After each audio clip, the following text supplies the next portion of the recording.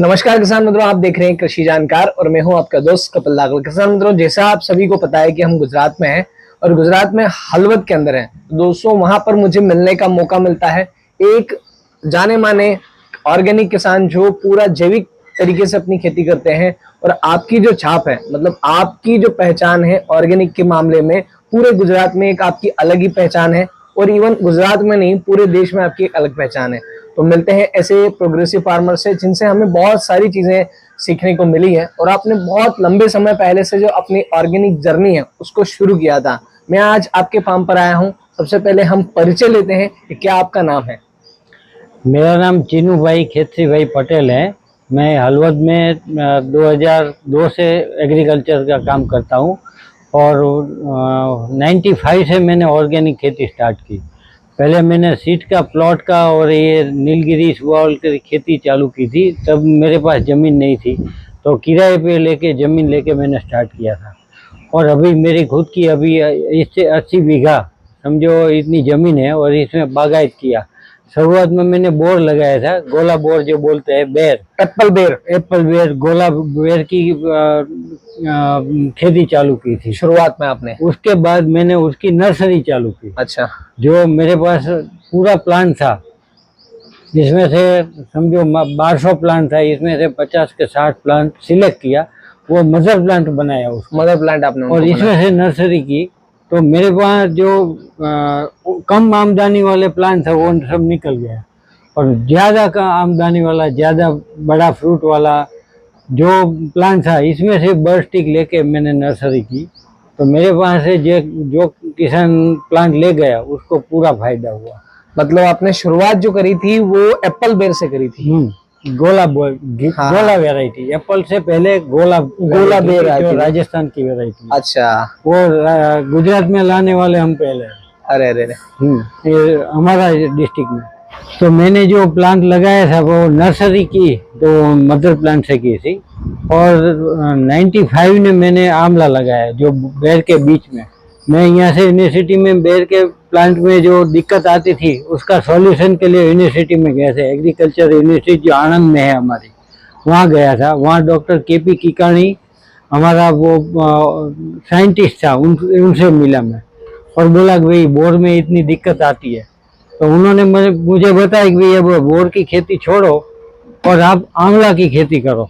मैंने बोला सर, मैंने आंवला का प्लान ही नहीं देखा है, कैसा है, कैसा हम करते हैं, हमको मालूम ही नहीं है, कैसे करा। फिर उन्होंने दूसरा एक साइंटिस्ट को मेरे साथ भेजा और आंवला का प्लान की पूरी जानकारी दी। और अगले साल मैंने आंवला का वहाँ से यूनिवर्सिटी में से प्लांट लेके मेरा फार्म में जो वो बेर का प्लांट है इसमें बीच में लगा दिया। तो आंवला की बेर की उत्पादन तो चालू थी और आंवला का ग्रोथ भी चालू था। 4 साल के बाद जब आंवला का प्लांट आने वाला, वो फ्रूट आने लगा, तो मैंने बोर निकाल दिया और आंवला का प्रोडक्शन लेने लगा। और मेरा आंवला का इस एरिया में चीनू भाई कौन, तो कि आंवला वाला, ऐसा नाम हो गया था। ये आइडेंटिफिकेशन हो गया। आइडेंटिफिकेशन। और ये हमारा आंवला का मैंने प्लांट है, समझो अहमदाबाद से इस साइड में कच्छ तक आंवला का प्लांट कोई था ही नहीं। मतलब कोई भी एक बागान नहीं था, कोई भी नहीं, प्लांट वन सिंगल प्लांट भी नहीं था। बागान की बात तो एक है, घर में लगाने के लिए आंवला का प्लांट था ही नहीं। अच्छा। सबसे पहले मैंने लगाया 95 में और प्रोडक्शन चालू हुआ तो मैंने उसकी भी नर्सरी करने की सोची कि किसान को अच्छा प्लांट मिलना चाहिए। तो वो आनंद यूनिवर्सिटी में से साइंटिस्ट को इधर बुलाया और 1200 प्लांट लगाया था। इसमें से 100 प्लांट अलग आइडेंटिफिकेशन किया कि ये अच्छी वेराइटी का प्लांट है। जो गुजरात 1 और NA7 2 वेराइटी मैंने लगाई थी। इसमें से मैंने ये अलग अलग आइडेंटिफिकेशन किया। इसमें से मैंने 50 अलग से किया और वो 50 प्लांट में से ही मैं नर्सरी करता था और वो सब किसान का दिया। हर साल मैं 2 से 2.5 लाख आंवला का प्लांट तैयार करके मैं सेल करता था। तो नर्सरी का इतना काम किया था मैंने। 2095 से मैंने फिर ये आंवला का प्लान लगाया। तो समझो तब से मैंने फर्टिलाइजर और पेस्टिसाइड बंद करने का सोचा। मैंने एक सेमिनार में गया था, वहाँ ऐसा ही बोला, किसान सबको ये जो हम पकाते हैं वो जहर मिला के पकाते हैं, उसके बहुत नुकसान है, वो हमने सुना। तो तब से मैंने तय कर लिया कि भाई मैं जो खेती करूंगा, जो भी प्रोडक्शन लूंगा, वो किसी पब्लिक को वो जहर नहीं खिलाने का है और मेरी जमीन को जहर देना नहीं है। तो मैंने तुरंत बंद कर दिया। 95 तक सुरेंद्रनगर डिस्ट्रिक्ट में सबसे ज्यादा फर्टिलाइजर और पेस्टिसाइड यूज करने वाला मैं अकेला था। हर एकड़ पर एकड़ सब यूज करते थे, लेकिन पर एकड़ जितना यूज होता था कि मैं इसमें आगे था सबसे। 1995 में सबसे पहले आप ऐसे किसान थे जो सबसे ज्यादा फर्टिलाइजर आप लगाते थे, है ना। उसके बाद में धीरे धीरे आपने सोचा कि यार फर्टिलाइजर बंद करना चाहिए, तो आप कम्प्लीटली ऑर्गेनिक्स पे शिफ्ट हो गए। 95 से एकदम ब्रेक लगा दी, बिल्कुल ब्रेक लगा दिया। बिल्कुल। बहुत सारे लोग ऐसा सोचते हैं कि आप ऑर्गेनिक से फर्टिलाइजर जो अपना केमिकल से ऑर्गेनिक में आने पर डाउन हो जाता है, उत्पादन डाउन होता है। क्या आपने ये चीज फेस करी थी? हाँ, 3 साल तक हमको ये फेस होनी पड़ी। हाँ, आमदनी कम हो गई थी, लेकिन खर्च भी कम होने लगा। हाँ, मतलब पूरा प्राकृतिक खेती पे आप शिफ्ट हो गए तो खर्च कम हो गया। खर्च कम हो गया। और 95 से लेके मैं उसका सॉल्यूशन निकालता था कि भाई क्या फर्टिलाइजर दे, क्या पेस्टिसाइड बनाए। तो जहाँ भी ऐसा सेमिनार होता था मैं वहाँ जाके इसका देखते थे आप? वहाँ सीख के लाके मैं अपना फार्म में वो इम्प्लीमेंट करता था। भाई कैसे करना है हमको खेती, वो सब देख लेते थे। तो अब बात करते हैं आखिरकार कब आपने ऑर्गेनिक की जो जर्नी है, ऑर्गेनिक की शुरुआत आपने कब करी, और कब आपने ऑर्गेनिक के बारे में जो चीजें नॉर्मली लोग पूछते हैं, ऑर्गेनिक की शुरुआत आपने कब करी थी? वो 95 से मैंने की थी। 95 में इतना सारा नॉलेज नहीं था हमको कि उसको ऑर्गेनिक खेती कैसे करें। तो गुजरात में जहाँ भी सेमिनार होता था तो मैं वहाँ चला जाता था। उस समय पर डे का 2-2 हजार रुपये चार्ज भर के मैंने वो सब सीखा है। अच्छा, मतलब उस समय पे कोई भी ट्रेनिंग सेमिनार होता था तो चार्जेबल होता हो? चार्जेबल होता था। और वो वहां से सीख के आने के बाद मैं मेरे फार्म पर ऐसा सेमिनार करता था, अप्लाई करते थे आप यहाँ पे? सब किसान को इकट्ठा करके मैं उनको फ्री में सिखाता था। हाँ, तो वही बात है कि आज आपको लोग जान रहे हैं, तो उसके पीछे का रीजन यही है कि मतलब आपने क्या है, लोगों के लिए आपने समय दिया है लोगों को। अच्छा, मैंने अपना खुद के लिए तो किया ही है, लेकिन मेरा जो नॉलेज है वो सबको शेयर होना चाहिए और वो और किसान भी इसमें ज्वाइंट होना चाहिए। तो 1995 से लेके 2010 तक तो मैंने बहुत सारा सेमिनार किया था मेरा लोगों को सिखाने के लिए। लोग वो यूनिवर्सिटी में से सब वैज्ञानिक को लाता था, ऑर्गेनिक जो की खेती करता था वो सब किसान को इधर बुलाता था और 500 से 1000 किसान इकट्ठा करके उनको मैं ये नॉलेज शेयर करता था। अच्छा, एक चीज और होता है, नॉर्मल किसान जो होता है वो ऑर्गेनिक की शुरुआत करता है तो सबसे पहला जो सिस्टम आने जाता है वर्मी कंपोस्ट। तो आपने भी क्या वर्मी कंपोस्ट से ही शुरुआत करी थी? मैंने तब नहीं की थी क्योंकि वो अर्थवर्म हो ना, वो उसका रेट ज्यादा था, 2000 रुपया पर केजी था 1998 में। हाँ, 95 से 98 में मैंने वो अर्थवर्म का पूरा सिस्टम देखा। वो बॉक्स में बनाते थे तब और उसका रेट ज्यादा था। हमको 2000 रुपया पर केजी अर्थवर्म एसिनिया फटीडा वेराइटी स्पेशली जो गोबर खा के उसका खाद बनाती है। हाँ, नॉर्मली अभी भी असीनिया फटीडा को ही सबसे बेस्ट माना जाता है। छोटे छोटे किच्चू होते हैं, बिल्कुल गुलाबी। दोस्तों, बहुत बार आपने कृषि जानकार के ऊपर देखे होंगे असीनिया फटीडा। तो उस समय पर जो है 2000 रुपए किलो जो है असीनिया फटीडा मिलते थे, तो महंगा बहुत था, हर व्यक्ति अफोर्ड नहीं कर पाता था। दूसरी चीज, 2000 रुपए उस समय पे वैल्यू भी काफी रखते थे। 2000 रुपए की वैल्यू 1998 में आप सोचिए क्या रही होगी, बहुत ज्यादा वैल्यू रही होगी। तो उसके हिसाब से अच्छा, और आप मुझे ये बताएं कि उस समय पे आपने नहीं खरीदा तो कब आपने शुरुआत की फिर वर्मी कंपोस्ट की? 2000 के साल में मुझे मालूम हुआ कि भाई एक मेरा मित्र था, उन्होंने बताया कि जयपुर में 500 रुपये पर केजी मिलता है। तो 1000 किलो एक साथ में ले आया, तो समझो 5 लाख रुपया वहां पे दिया उस समय का। उस समय 2000 के साल का 5 लाख और 25,000 रुपया किराया दिया। और वो मैंने ऐसे ही डाल दिया था। उस समय मैंने ऊपर कुछ नहीं बनाया था, वो मालूम नहीं था मुझको ऐसा बनाना पड़ता है। फिर वो इसमें स्टडी करते करते मैंने सब वो नीचे वो ईंट लगा के किया, उसको प्रॉपर तरीके से स्ट्रक्चर बनाया आपने। स्ट्रक्चर। फिर आगे मैंने नीचे ये पक्का सीमेंट कंक्रीट का स्ट्रक्चर बनाया, ऊपर पोल लगा के नेट लगाई। अच्छा, वो सबसे बेस्ट तरीका है। और उस समय यूनिवर्सिटी वाले सब कहते थे कि भाई इसमें कचरा डालना पड़ेगा, ये लेयर करना पड़ेगा, ऊपर वो घनी बेल डालनी पड़ेगी, वो सब मैं करता था। लेकिन मुझको इसमें बहुत दिक्कत आती थी, तो मैं अपने हिसाब से इसमें चेंज करके चेंजेस आपने अपने हिसाब से पूरा स्ट्रक्चर आपने हिसाब से डिसाइड कर लिया। तो लास्ट 15 साल से मैं उसमें कुछ नहीं डालता हूँ। नॉर्मली मैंने जैसा कि देखा दोस्तों, जैसा कि आप देख पा रहे हैं, कुछ भी नहीं डाल रखा है, बिल्कुल ओपन में है। आप खाद को ठंडा करते हैं, आप देखिए ये आपकी पूरी गौशाला है, पूरी बड़ी बड़ी गौशाला है, और सारी यहाँ पर आपको गिर गाय मिलेगी। और इनका जो गोबर निकलता है आप उसको कुछ भी नहीं करते, इकट्ठा करके एक जगह डालते हैं, ठंडा करते हैं और वापस से उसको बिछा करके उसके अंदर केचुए छोड़ देते हैं, और लगभग 90 दिनों के अंदर आपका जो है वर्मी कंपोस्ट है वो रेडी हो जाता है। अच्छा, वर्मी कंपोस्ट के बारे में आप मुझे बता रहे थे कि वर्मी कंपोस्ट जो है आपके क्षेत्र में आप बनाते हैं, और दोस्तों छोटा मोटा प्लांट नहीं है, बहुत बड़ा प्लांट है। इवन आपका जो वर्मी कंपोस्ट है वो बहुत दूर दूर तक जाता है, बताइए जरूर। देखो, वर्मी कंपोस्ट का मैंने ये चालू किया ना, तब मैं गोबर बाहर से लाता था, परचेस करता था, तो इसमें मुझको बहुत दिक्कत आने लगी। तो लोग पशुपालन करते हैं, लोग दूध के लिए, मैंने गोबर के लिए पशुपालन स्टार्ट किया, वो डिफरेंट हो गया। मेरा ध्येय सिर्फ गोबर था, तो वहाँ मैंने ज्यादा कौन गोबर देता है, तो समझो भैंस ज्यादा गोबर देती है, तो शुरुआत में मैंने भैंस पाली आपने पाली।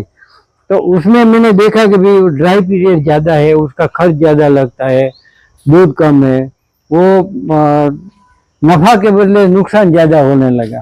तो मैंने वो छोड़ गया छोड़ करके फिर बाद में मैंने HF गाय ली। अच्छा, 40 HF गाय ली, उसका भी ज्यादा गोबर रहता है, लेकिन वो गोबर भैंस से गोबर से भी अर्थवॉर्म का जो ग्रोथ होना चाहिए ना, वो HF में नहीं हुआ। अच्छा, वो गोबर बेकार रहता है, अच्छा नहीं रहता, पतला गोबर। हाँ, पतला। और दूसरा क्या हुआ कि भाई उसका खर्चा भी ज्यादा आने लगा, डॉक्टर को बार बार बीमारियां ज्यादा आती हैं, उनमें समस्याएं काफी होती हैं। वहाँ मैं सर्वाइव नहीं कर सका उसको, HF को। बाद में मैंने सोचा कि भाई हमारी जो देसी गाय है वही हम लेंगे। और बाद में मैंने जाम का, जो जामनगर जूनागढ़ के बाजू में है ना, वहां से मेरी गिर गाय लेके आ गया। और तब से मैंने गिर का ब्रीडिंग चालू कर दिया। भाई ब्रीड लेनी है, गाय को खिलाने का तो खर्चा ये की है, आप देसी लो, HF लो, गिर लो, सबको तो खर्चा उसके लिए सबको ही पड़ेगा। नॉर्मली खर्चा वही है, रखने के लिए स्ट्रक्चर वही है, सारी चीजें वही है, सब वही मेंटेनेंस है। बट ये है कि इसके अंदर बीमारी कम आती है, और अपने एरिया की चीजें, अपने एरिया का पशु है तो वो सारी समस्याएं नहीं रहती। और वो ब्राजील हमारा जो यहाँ से गिर गाय गई थी ना, हाँ, उसका भी मैंने स्टडी किया था ये क्या है। तो वहां पे हमारी गाय है, गिर गाय, समझो एक लैक्टेशन पीरियड का दूध देती है 2500 से 3000 लीटर, वो अच्छी कहते हैं उसको। और ब्राजील में हमारी गिर गाय गई है, उसको 10,000 लीटर से ज्यादा देती है, उसको अच्छा बोलते हैं। मतलब उन्होंने पैरामीटर जो है वो अलग सेट करके रखे हैं। हम सोचते हैं कि 2500 लीटर जो है पर लैक्टेशन दे रही है, तो बहुत बढ़िया है, अपन खुश है उससे। इवन हमारी यूनिवर्सिटी है जो सीमन कलेक्ट करती है, वो भी 2500 से 3000 लीटर दूध वाली को बेस्ट मानते हैं। और वहाँ 10,000 से कम देने वाली का सीमन लेता ही नहीं है, उसका बुल का सीमन, वो चेंजेस है। इजराइल में गया था 2006 में 2006 में आप इजराइल भी गए थे? हाँ, तो वहाँ मैंने देखा पशुपालन कैसे करते हैं। तो वहाँ जो गाय को रख रखा हुआ है ना, उसमें और हमारे यहाँ बहुत डिफरेंट था। पहले ये समझो, ये पानी पिलाने के लिए मैं ऐसा ही रखता था, और गाय को, भैंस को 3 बार उसको छोड़ के वहाँ पानी पिलाता था। मैंने इजराइल में देखा कि भाई पानी गाय को पर डे 24 कलाक का 60 से 70 लीटर पानी चाहिए। तो आप इधर लेंगे तो एक टाइम में 20 लीटर पानी नहीं पी सकती है। वहाँ मैंने देखा कि भाई पानी की सिस्टम क्या है, तो 24 कलाक गाय को आपने ये बनाया चाहिए, ये बना दिया। तो इसके अंदर हमेशा पानी का जो वाटर लेवल है बना रहता है, पानी का वाटर लेवल वो ऊपर ओवर टैंक बना लिया, और इसमें छोटी टैंक बना दी, इसमें बॉल वाल रख दिया, उसके लेवल से कर दिया। अगर इसमें आधा लीटर पानी गाय पिएगी तो आधा लीटर लेवल पे आ जाएगा। सही बात है, उसका लेवल है रहेगा। तो उससे मुझे क्या फायदा हुआ कि दूध का उत्पादन में पर डे का लीटर से 1.5 लीटर का फायदा हो गया। सिर्फ मैंने पानी का जो मेंटेनेंस है वो इसका किया। तो समझो ये बाहर जाके मैंने सब देखता था, ऐसा करता था, वो यहाँ आके मैं उसका पूरा भी उपयोग करता था, अप्लाई करता था। इसका मुझे फायदा मिला है। वहाँ देख के आया और हम भूल गए कि चलो वहाँ तो हमने देख लिया, तो कुछ होने वाला नहीं है। तो मैं ये सब करते करते वर्मी कंपोस्ट का जो हमारा प्लान था वो पर ईयर 300 350 टन बनाने लगा। 140 गाय है समझो मेरी, उसका पूरा गोबर का यूज करता हूँ। कंज्यूम हो गया सारा वो वर्मी कंपोस्ट में करता हूँ, क्योंकि दूध से गौशाला करेंगे तो आपको ये मुनाफा नहीं होने वाला है। दूध तो जितना खिलाने में और आदमी इनको रख रखाव के खर्च में ही चला जाता है सब। तो गोबर आप इसका पूरा यूटिलाइज नहीं करेंगे तो आपको इसको मुनाफा मिलने वाला नहीं है। अच्छा, एक और आप मुझे में चलती है, गौशाला सही ढंग से चला नहीं सकते। हाँ, तो मतलब आपने इसमें मल्टीपर्पज, इसको सारी चीजें आप इसमें वर्मी कंपोस्ट भी ले रहे हैं, आप दूध भी ले रहे हैं, जो पशुधन हर साल बढ़ रहा है, अब उसका भी एडिशनल है। अब इसका दूध, दही और घी बनाकर भी आप बेचते होंगे, वो भी आपका फायदा हो रहा है। तो बहुत सारी चीजें आप अलग अलग तरीके से, आप वैल्यू एडिशन आप वर्मी कंपोस्ट में भी करते होंगे, कुछ अब ऐसी कोई बैक्टीरिया वगैरह मिला के बेचते होंगे तो उसका रेट अलग है, ऐसा कोई है? शुरुआत में मैंने ये वर्मी कंपोस्ट हमारा तैयार हुआ, जो समझो अभी गोबर कलेक्ट किया तो उसको ठंडा करके रखना पड़ता है। 60 दिन वो बेड बनाना पड़ता है। आपको दिखाएंगे सब भाई साहब बेड कैसे बनते हैं। तो इसमें वो जो हमारा अर्थ में सब गोबर उसको खा जाएगी और वेस्ट निकालेगा, वो हमारा वर्मी कंपोस्ट। तो ऐसे ही मैं उसको कलेक्ट करके, पूरी थियरी है 60 दिन की वहाँ बेड में रहने की है, 15 दिन पहले और 15 दिन बाद, 90 दिन में हमारा वर्मी कंपोस्ट तैयार होता है गोबर कलेक्ट होने के बाद। तो उसको मैं ऐसे ही छान के बैग भर देता था और बैग सेल करता था, लेकिन उसका रिजल्ट जो मुझको भी कम लगा, तो मैंने क्या किया, तो जो हम गौमूत्र जीवामृत बनाते थे, जीवामृत इसमें फिर से ऐड करते थे। और जीवामृत बनाने के बाद गौ कृपा बैक्टीरिया, जो हमारी ये बंसी गौशाला है, उन्होंने वो सर्च किया था, वो मैं वहाँ से 1 लीटर लेके आया और बार बार उसको मल्टीप्लाई करके करके अभी तो समझो 1 टन मेरा वर्मी कंपोस्ट है ना, तो इसमें 1 बैरल में जीवामृत डालता हूँ, 1 बैरल ये गौ कृपा बैक्टीरिया और एक बैरल मेरा ये गौमूत्र में कलेक्ट करता हूँ, सब वो डालते हैं।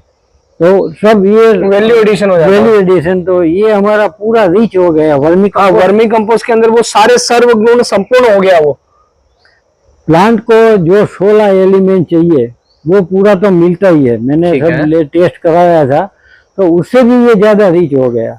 नाइट्रोजन, फॉस्फोरस सब तो बढ़ ही गया, लेकिन नेचुरल जिब्रेलिक एसिड, कोई पण हमारा फ्रूट होता है उसको बड़ा करने के लिए वो नेचुरल मेरे वर्मी कंपोस्ट में मिलता है। अच्छा, तो एक चीज और मैं आपको यहाँ पर बताने जा रहा हूँ। आप वैसे किसान हैं जिनको हमारे यहाँ के जो अभी के जो प्रधानमंत्री जी हैं नरेंद्र मोदी जी, उनके द्वारा जब गुजरात के आप यहाँ पर मुख्यमंत्री थे, उस समय पे आपको पुरस्कार भी दिए गए हैं कि आप एग्रीकल्चर में ऑर्गेनिक तरीके से आप जो है लोगों को सिखा रहे हैं, खुद कर रहे हैं। और एग्रीकल्चर की जो कम्युनिटी, जो किसान है, जो खेडूत फार्मर्स है, उनको भी आप जो है आप सहायता दे रहे हैं, तो उसके लिए आपको सम्मानित किया गया था। तो ऐसे किसान से हमें मिलने का मौका मिला। दोस्तों, मैंने आपकी पूरी गौशाला भी घूमी है, गौशाला भी बहुत बढ़िया है, बड़ी शानदार है। यहाँ पर गायें लगभग 150 के आसपास गायें हैं, 140-150 गायें हैं। और इसके अलावा आपका आंवले का फार्म भी है जो मैंने आपको दिखाया। इसके अलावा नींबू भी आपने लगा रखे हैं और बहुत सारी चीजें। जब मैं यहाँ पर आया तो मैंने एक चीज और नोटिस करी, यहाँ पे जो चीजें सर्व की गई ना, मुझे, हम लोग सिद्धार्थ भाई और हम दोनों जब आए तो यहाँ पे सर्व चाय और दूध नहीं किया गया। जब हम सबसे शुरू में आए तो हमें क्या पिलाया, हमें सबसे पहले शुरुआत में जो अपना अमरूद होता है उसका जूस हमें दिया गया और उसके बाद में नींबू पानी। मतलब किस प्रकार से खुद ऑर्गेनिक तरीके से चीजें उगा भी रहे हैं और उसको कंज्यूम भी कर रहे हैं, ले भी रहे हैं, और मेहमानों को भी वही सारी चीजें सर्व की जा रही है। तो वो मुझे बहुत बढ़िया लगा। तो बहुत बहुत धन्यवाद, आपसे मिलने का मौका मिला मुझे। नेक्स्ट टाइम जब भी हम आपके पास आएंगे तो बिल्कुल मिलेंगे। तब तक के लिए जय जवान, जय किसान, धन्यवाद।